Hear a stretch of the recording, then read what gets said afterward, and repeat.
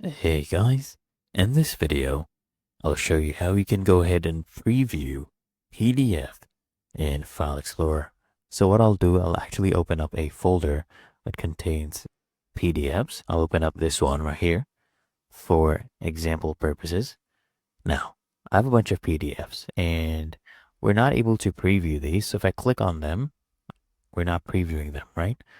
All you need to do, guys, is come here, click on View, and you'll see this option right here. It says Preview Pane, or you can also press Alt plus P on your keyboard if you don't see this.